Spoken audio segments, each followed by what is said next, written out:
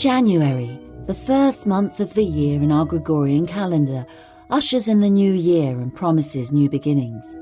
The cold and bleak landscape of this winter month provides a rich background for our esteemed poets, such as Lord Byron, Henry Alford and Georgina Christina Rossetti. They and many others offer us their reflections and counterpoints, which are read for you by, amongst others, Richard Midgley and Gisela Rowe.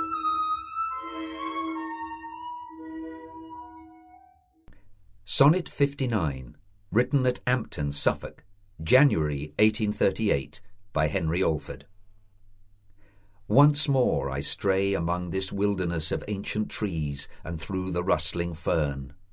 Golden and sere, brush forward, at each turn meeting fresh avenues in winter dress of long grey moss or yellow lichen bright, while the long lines of intercepted shade spread into distance through the turfy glade, checkered with rosy paths of evening light. Here first I learned to tune my youthful thoughts to themes of blessed import. Woods and sky and waters as they rushed or slumbered by, for my poetic soul refreshment brought.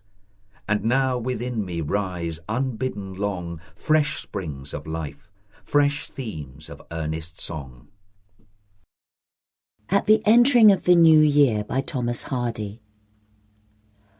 Our songs went up and out the chimney and roused the home-gone husbandman. Our allemans, our haze pousitings, our hands across and back again sent rhythmic throbbings through the casements on to the white highway, where nighted farers paused and muttered, "Keep it up, well do they?"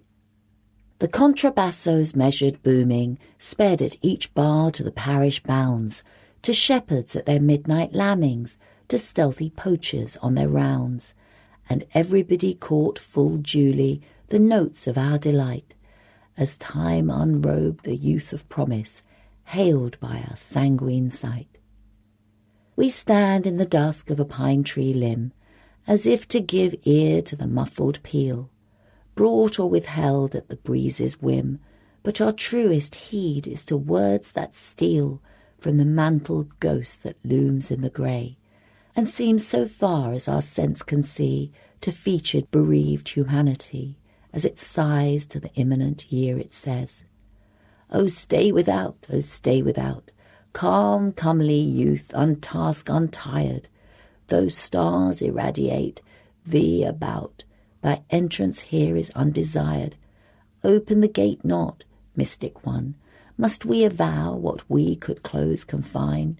With thee, good friend, we would have converse now, albeit the fault may not be thine." The First Snowfall by James Russell Lowell. The snow had begun in the gloaming, and busily all the night had been heaping field and highway with a silence deep and white. Every pine and fir and hemlock wore ermine too dear for an earl, and the poorest twig on the elm tree was ridged inch deep with pearl. From sheds new roofed with Carrara came Chanticleer's muffled crow.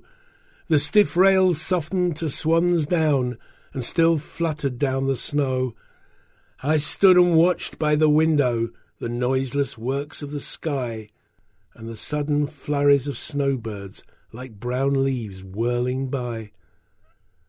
I thought of a mound in sweet Auburn, where a little headstone stood, how the flakes were folding it gently, as did robins the babes in the wood. Up spoke our own little Mabel, saying, "Father, who makes it snow?"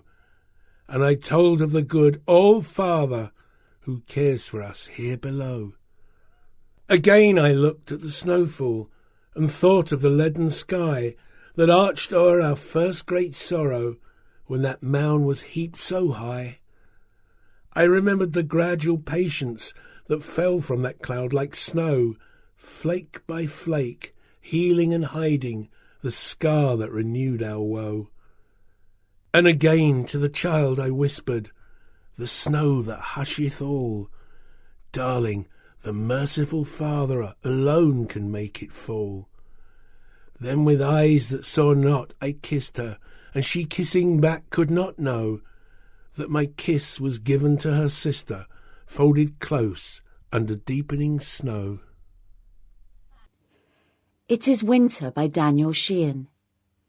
It is winter all around and in my heart, the frozen landscape and the frozen forest of my thoughts. Across the coated, blinded landscape rolls and drifts and further falls, each tiny geometrical flake of perfection. But inside of me the chill is deeper, the cold torrent of waste and loss emasculates each and every part. Is this winter the temperature of love? Pray, to what earth does this sweet cold belong? By Henry David Thoreau. Pray, to what earth does this sweet cold belong, which asks no duties and no conscience? The moon goes up by leaps, her cheerful path in some far summer stratum of the sky, while stars with their cold shine bedot her way. The fields gleam mildly back upon the sky, and far and near upon the leafless shrubs the snow dust still emits a silver light. Under the hedge where drift banks are their screen, the titmice now pursue their downy dreams.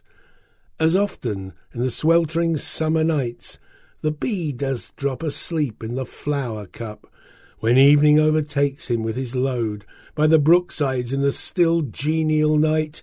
The more adventurous wanderer may hear the crystals shoot and form, and winter slow increase his rule by gentlest summer means.